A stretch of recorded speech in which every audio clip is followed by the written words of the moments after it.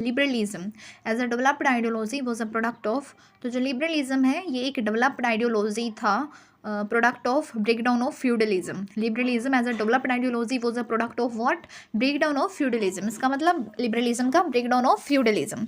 अगला जो क्वेश्चन है वो ये है, what event played a significant role in the Jayaprakash Narayan political activism distinguishing him from the Deendayal Upadhyaya, तो वो है इमरजेंसी पीरियड 1975 टू 1977। उसके बाद अगला जो क्वेश्चन है वो ये है कि which of the following is not a function of the finance commission of India to prepare the national budget. ये काम जो है फाइनेंस कमीशन ऑफ इंडिया का नहीं है। बाकी जो है फाइनेंस कमीशन ऑफ इंडिया का काम कौन कौन सा है, to recommend the distribution of the tax revenues between the centre and the states and to advise on the principles governing grants in aid to states and to assess the financial position of the states. ये सभी काम किसके हैं, finance commission of India के। Thinkers associated with the post colonial genre of literary theory and criticism include, तो ये include करता है एडवर्ड सेड को एंड गायत्री स्पिवेक को। उसके बाद अगला क्वेश्चन है, which philosopher regarded the state as an organic entity that symbolises that ultimate attainment of human freedom and ethical existence, तो वो है हीगल। अगला क्वेश्चन है, अरेंज द फॉलोइंग ऑप्शंस, तो यहाँ पे जो है वो है Kesavananda Bharati case, amendment to preamble and 44th amendment act and Minerva Mills case. Which two thinkers associated with the new institutionalism in comparative politics would likely offer the most substantively different explanations for the policy reform failures in developing countries? तो वो है Peter Evans and James Mahoney. अगला question, Swami Vivekananda famous speech at the Parliament of the World Religions in Chicago was given in which year? तो in 1893। अगला question, who among the following has offered a three-dimensional conceptions of power? तो वो है Steven Lukes. अगला question, consider the following statements। यहाँ पे तो जो फर्स्ट स्टेटमेंट है, structural Marxism highlights the significance of social classes and economic structures in shaping state behaviour on the global stage, तो दिस पॉइंट इज करेक्ट। बाकी जो अगला पॉइंट है वो है neoliberalism prioritises state sovereignty and national interest over the global economic integration, so this point is wrong. अगला question है, how did the Indian national movement contribute to the idea of federalism in the Indian constitution striving for a decentralised and federal structure. अगला question, which of the following statements are the incorrect, choose your answer from the quotes given below। Sri Aurobindo was a liberal thinker, तो this point is wrong. और अगला है, JP Narayan promoted Marxist revolution, this point is also wrong. बाकी जो चीज़ ठीक है वो ये है कि M N Roy initiated radical humanism and Jawaharlal Nehru was a crusader against the imperialism, this point is correct. अगला क्वेश्चन है, the people union for the civil liberties PUCL is known for the advocating for the rights of the marginalised communities and individuals. अगला question, which one of the following amendment is related to the urban local government, तो ये है 74th। अगला question जो है वो ये है, consider the following statements attorney general of India, तो can participate in the proceedings of the Lok Sabha and may be a member of any committee of the Lok Sabha and can speak in the Lok Sabha, ठीक है।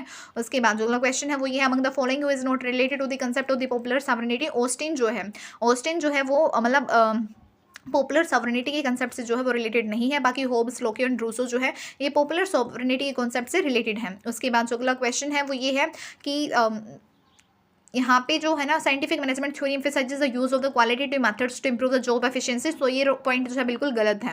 Frederick W Taylor is known as the father of the scientific management theory, तो ये बात जो है वो ठीक है। उसके बाद अगला क्वेश्चन जो है वो ये है, the liberal governance model seems to be failing in many countries considering this the adoption of the Nordic model of the governance is often suggested by the many scholars, तो ये बात जो है corruption free governance and welfare safety net for the all। अगला question है, Marxists assert that the following traits define society: class conflict and irreconcilable conflicts and division between the rich and the poor and domination by the rich class। अगला question जो है वो ये है कि which among the following propagates principles opposite to the multiculturalism policy ethos of accommodating and protecting minorities sub national identities, तो वो होगा assimilationism हो जाएगा।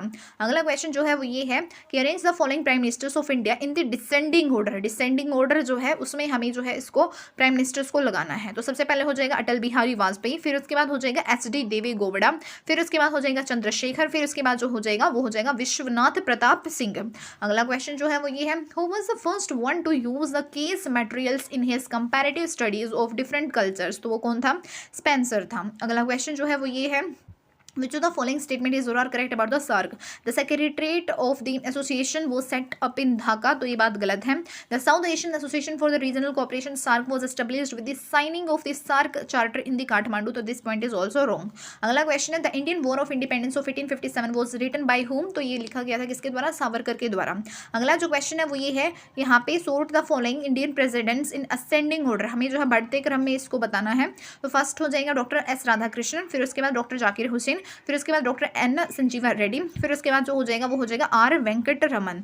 अगला जो क्वेश्चन है वो ये है, fundamental duties were included in the constitution by the 42nd amendment. उसके बाद अगला क्वेश्चन है, which of the following north east state was formed in 1963, तो वो है नागालैंड. अगला क्वेश्चन जो है वो ये है, the Indus river waters dispute between India and Pakistan was resolved with the meditation of the World Bank. अगला क्वेश्चन है, which of the following statements are correct, तो वो हो जाएगा, the security council has 5 permanent and 10 non permanent members and the trusteeship council has suspended its operation since 1 November 1994.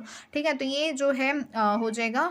उसके बाद जो next question है वो क्या है, the Panchsheel agreement was signed between the India and which other country, तो वो हो जाएगा चाइना. अगला क्वेश्चन जो है वो ये है, यहाँ पे match the following list of thinkers and their respective political parties. तो जो फर्स्ट है वो है doctor Bhimrao Ambedkar. Doctor Bhimrao Ambedkar Republican party of India, and Jawaharlal Nehru जो है वो है इंडियन नेशनल कांग्रेस, और राम मनोहर लोहिया जो है वो हो जाएगा संयुक्त सोशलिस्ट पार्टी, और जो वी.डी. सावरकर है वो क्या हो जाएगा, हिंदू महासभा. उसके बाद अगला क्वेश्चन है, who have found 3 dimensional conceptions of power particularly attractive, तो वो है Marxist and post modernists. The idea of 2 concepts of liberty was put forth by the Isaiah Berlin. अगला question, arrange the following works of the Sri Aurobindo in chronological order. Select the correct answer from the quotes given below. तो the life divine and essays on Gita and the mother and Savitri, a legend and a symbol. अगला question जो है वो ये है, classical realism argues that conflict among the nations is inevitable. तो ये point जो है वो ठीक है. classical realism believes that balance of power can secure peace, तो ये बात गलत है. अगला क्वेश्चन है, which of the following is not a non traditional security threat, तो arms race जो है this is not non traditional security threat. ठीक है, बाकी जो नेक्स्ट क्वेश्चन है वो ये है, the constituent assembly accepted the constitution on 26 November 1949. And अगला क्वेश्चन जो है वो ये है कि globalization does not put an end to the state and public administration, तो ये पॉइंट ठीक है. Globalization is not affecting roll back of the state and not failing to the reinvent the government, तो ये पॉइंट जो है वो गलत है. Which of the following statement is true? India's intellectual property regime is TRIPS complaint, तो ये point जो है वो ठीक है. अगला क्वेश्चन है, पंडिता रमाबाई बिलोंग्स टू, तो ये पंडिता रमाबाई जो है वो कहाँ से थी, तो वो थी कर्नाटका से. In Marx theory the mode of production means, mode of production क्या मतलब क्या है मार्क्स की थ्योरी में, the organisation of societies technical and human resources. अगला क्वेश्चन है, अगला क्वेश्चन जो है वो ये है, यहाँ पर असर्शन और रीजन दे रखे हैं. तो असर्शन जो है वो है, the African Union is a continental organization consisting of 55 member states, तो ये पॉइंट ठीक है. The African Union was formed on July 9, 1998 in Tanzania to replace the organisation of African unity OAU which was formed in 1963, तो ये point क्या है, गलत है. आगे क्वेश्चन है, which of the following pair is correctly matched, तो east Asia summit EAS 2005, ये पॉइंट जो है वो ठीक है. अगला क्वेश्चन है, what treaty built on the social protocol of the maastricht treaty and was signed in 1997 coming into force in 1999, तो वो है treaty of Amsterdam. What does Netaji Subhash Chandra Bose believes in is essential for the realization of freedom, तो वो है emancipation from the political bondage or equal distribution of wealth and abolition of caste barriers. Which of the following is not a right that is generally granted to the citizens in most democratic countries? तो right to unlimited international travel, ये जो है सही नहीं है. बाकी जो है right to vote, freedom of speech and right to minimum wage. अगला क्वेश्चन जो है वो ये है, consider the following with reference to the office of the vice president in India. The vice president is elected not directly by the people but by the method of indirect election, तो ये point ठीक है. उसके बाद अगला question जो है वो ये है, which of the following are the proponents of the divine theory of state, तो प्रोपोनेंट्स कौन कौन से हैं डिवाइन थ्योरी ऑफ स्टेट के, तो सेंट थॉमस भी है, रॉबर्ट फिल्मर भी है, और जैक्विस बेनिगन, लिगनेल और बोसेट भी है. अगला क्वेश्चन है, which traditional conservative thinker argued that human nature is inherently flawed requiring social and political order to restrain people's destructive impulses, तो वो है एडमंड बर्के. अगला क्वेश्चन है, proliferation of private public partnership and exchange is posing a challenge to legislative and executive means of accountability.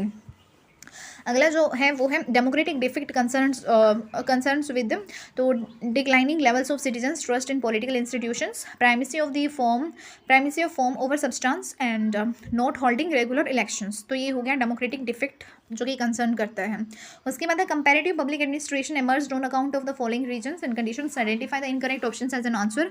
तो cold war, this is the incorrect option as an answer. बाकी जो है search for the theory, urge for the practical application, deep interest in the cultures, politics and administration of the newly formed nations, ये सभी point क्या है, ठीक है।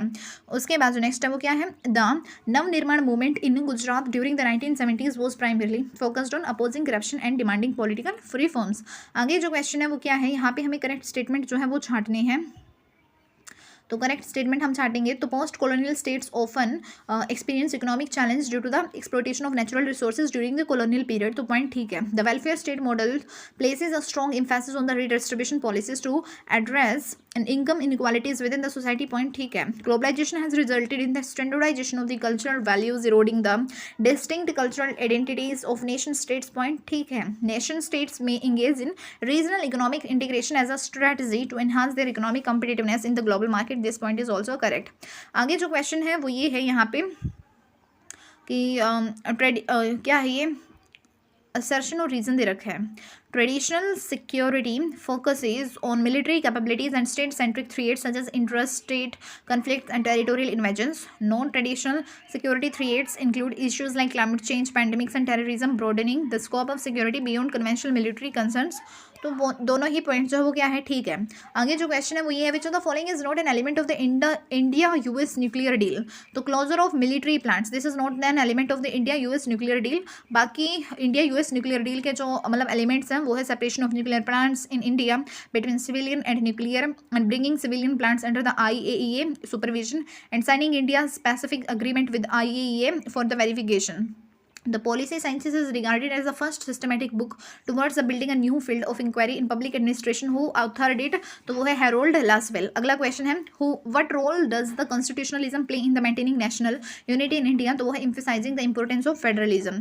अगला क्वेश्चन है, with reference to the Gaia hypothesis proposed by the scientist James Lovelock, which supported the perspective that the earth behaves like a self-regulating system, which among the following philosophies does it most closely resonate with? तो वो है ecocentric। आगे जो है ये point हमें यहाँ पे मिलाना है। रविंद्रनाथ टैगोर जो है लेटर्स फ्रॉम रशिया, और MN रॉय जो है रीजन रोमांटिसिज्म एंड रेवोल्यूशन, और बाल गंगाधर तिलक जो है वो है Orion the Arctic Holmes of Vedas, और ये जो वीडी सावरकर है ये है 1857 the first war of independence. आगे जो क्वेश्चन है वो क्या है, आगे जो क्वेश्चन है वो ये है यहाँ पे कि in Britain and India the CAG is not an officer of the parliament, तो ये पॉइंट गलत है। उसके बाद जो नेक्स्ट है वो क्या है, in Britain the executive can withdraw money from the exchequer only after the approval of the CAG, whereas in India the CAG is only concerned with the audit stage when the expenditure has been incurred, ये point जो है वो ठीक है। Which of the following mean the dominance of one country or state by political or military group, तो ये है hegemony. उसके बाद traditional mechanism of accountability are, तो वो है CAG, public accounts committee and corruption controlling agencies like central vigilance commission. उसके बाद जो नेक्स्ट है वो है, what is the primary objective of the uniform civil code UCC in India, to establish a common set of laws for all the citizens. अगला जो question है वो क्या है, the Indian constitution ensures individual freedom by the limiting the power of the government and defining civil rights and liberties, organizing the fundamental rights of the people. उसके बाद जो next question है वो क्या है, in which of the following states Munda revolt took place, तो वो है छोटा नागपुर। उसके बाद जो नेक्स्ट है वो है, given below are two statements यहाँ पे। तो The Supreme Court has the power to declare an executive order invalid if it is used in such a way that it does not directly violate the fundamental rights of an individual but indirectly infringes them, and the Supreme Court can exercise the doctrine of colorable legislation over the executive orders। तो ये point हो गया ठीक। उसके बाद जो next है वो है, 1931 जापान इन्वेडेड मंचूरिया। उसके बाद जो नेक्स्ट क्वेश्चन है, in the Rajya Sabha council of states assign seats to the states in the following order from highest to lowest, तो वो है एक तो महाराष्ट्र, फिर तमिलनाडु, फिर उसके बाद वेस्ट बंगाल, फिर उसके बाद मध्य प्रदेश, फिर उसके बाद जो है ओडिशा। उसके बाद अगला है, when there are two houses of the legislature like India it is called as a bicameral legislature. Consider the following statements about the multiculturalism. तो multiculturalism begins with the understanding that granting equal civil and political rights are an important part of the democracy, and multiculturalism has been used as an umbrella term to characterize the moral and political claims of a wide range of marginalized groups. अगला question है, consider the following statements यहाँ पे। तो finance commission ensures transparency in the financial administration. आगे जो question है वो है, who introduced the concept of knowledge worker and knowledge based organization. तो वो है पीटर ड्रूकर। अगला क्वेश्चन है, which one of the following ideas is central to the Jurgen Habermas model of the deliberative democracy. तो वो है ideal speech situation, ideal speech situation. आगे जो क्वेश्चन है वो है, which enlightenment thinker frequently eclipsed by his peers Rousseau and Voltaire promoted religious tolerance and the separation of church and state in his works including treaties on toleration। तो वो है वोल्टायरे। अगला question जो है वो है, consider the following about the non aligned movement. तो वो हो जाएगा, इट वाज एस्टेब्लिश्ड इन 1961 in Belgrade as the conference of heads of the state और government of non aligned countries. Okay, उसके बाद यही बस पॉइंट ठीक था इसमें। अगला क्वेश्चन है, which article of the constitution lays down that the supreme court may be required to express its opinion in 2 classes of matters in an advisory capacity is distinguished from its judicial capacity. तो वो हो जाएगा article 143। आगे जो question है वो ये है, given below are certain features identify which belongs to the capitalist and socialist economies respectively, which of the following is characteristics of socialist economy. तो सोशलिस्ट इकोनॉमी के बारे में, in this type of economy consumers have complete liberty to make choices according to their needs. ये point जो है वो capitalist economy से related है। और it leads to inequality in society making the rich richer and poor poor. ये भी capitalist economy से रिलेटेड है। And it is less democratic and is more like government dictatorship. ये हो गया सोशलिस्ट इकोनॉमी के बारे में। और इट इन्वॉल्व्स इकोनॉमिक प्लानिंग, ये भी क्या हो गया, मतलब सोशलिस्ट इकोनॉमी के बारे में। उसके बाद जो नेक्स्ट है वो है, what is the provision in article 356 of Indian constitution to impose the president's rule in the states. उसके बाद जो नेक्स्ट क्वेश्चन है, the citizen charter is based on the following principles. तो वो है, wide publicity on the standards of the performance of the public agencies and assured quality of the services and access to information and simplified grievance redressal. उसके बाद, which one of the following ideologies is premised on the belief that established features of society have crumbled and its political doctrines have become irrelevant. तो वो है post modernism. आगे है, Hannah Arendt argues that totalitarianism is characterized by which of the following, ideological dominance and state control. उसके बाद जो next है वो है, the elements of Kautilya state are as follows. तो वो है, the king and councillors ministers and other higher officials and territory and population and 45 towns treasury and allies. उसके बाद जो नेक्स्ट क्वेश्चन है वो क्या है, which of the following is a feature of the national rural employment guarantee act NREGA.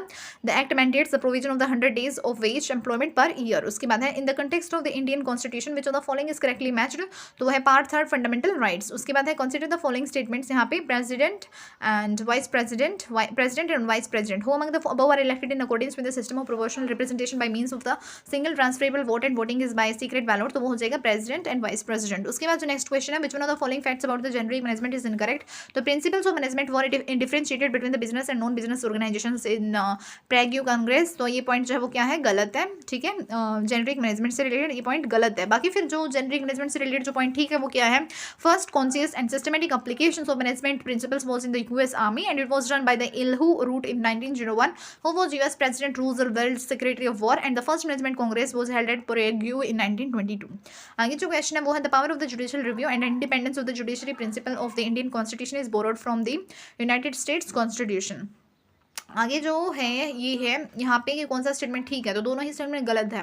The attorney general of India and solicitor general of India are the only officers of the government who are allowed to participate in the meetings of the parliament of India. So this point is wrong and according to the constitution of India the attorney general of India submits his resignation when the government which appointed resigns. तो ये point भी गलत है।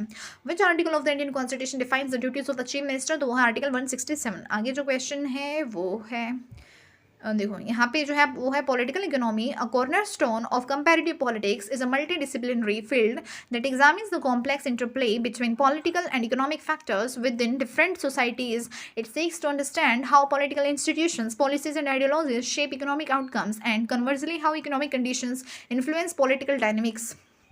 Comparative politics scholars approach the study of the political economy through the various lenses, analyzing different models such as capitalism, socialism, and mixed economies to discern pattern trends and variations across the countries. Moreover, the study of the political economy involves investigating the distribution of power, resources, and wealth within the between nations, as well as the role of the international actors and institutions in shaping the economic policies and outcomes. Through the comparative analysis, researchers strive to uncover the underlying mechanisms driving economic development, inequality, and governance structure across the diverse political contexts. How does political economy contribute to the understanding of the societal dynamics in the comparative politics? तो वो है by analyzing the interaction between the politics and economics. उसके बाद है ये हमने पढ़ लिया पॉइंट। अब उसके बाद है what why is the study of different models of the political economy essential in comparative politics to discern the pattern and variations across the countries. उसके बाद जो अगला क्वेश्चन है वो ये है what role do power dynamics play in the shaping economic policies within the societies the influence the distribution of the wealth and resources.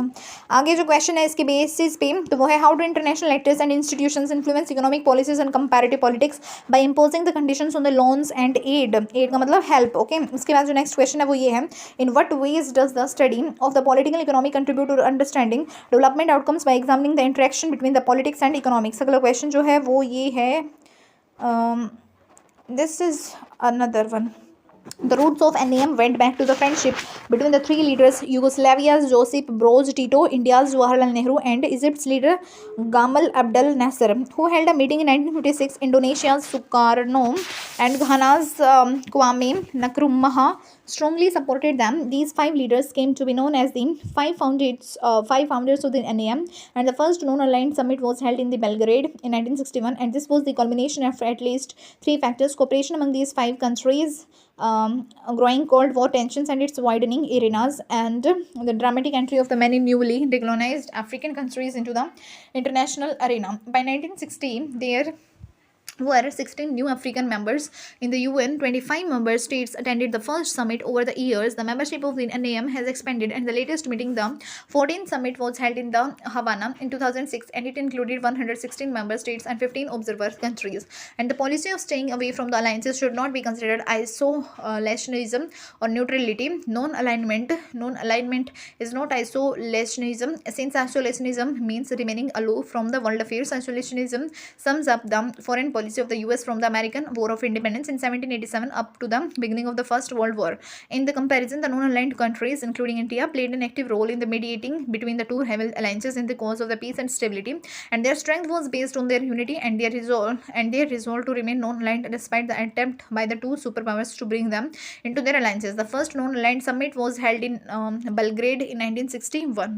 उसके बाद जो अगला क्वेश्चन है वो ये है which factors did not lead to the first summit of NAM opposition to the capitalism. ये जो है मतलब लीड नहीं कर रहा है फर्स्ट समिट ऑफ NAM को। बाकी growing cooperation between countries, cold war tensions and growing African roles in international politics, ये सभी जो है फर्स्ट समिट ऑफ NAM को लीड कर रही हैं। उसके बाद जो अगला क्वेश्चन है वो ये है इन 2006 NAM summit was held in which city, तो वो है वाना में। उसके बाद अगला क्वेश्चन जो है वो ये है कि choose the correct statement from the following with regards to the paragraph। तो India played an active role in international relations after the independence। उसके बाद जो last but not the least question है वो है क्वामे नक्रुम्हा बिलोंग टू दी घाना।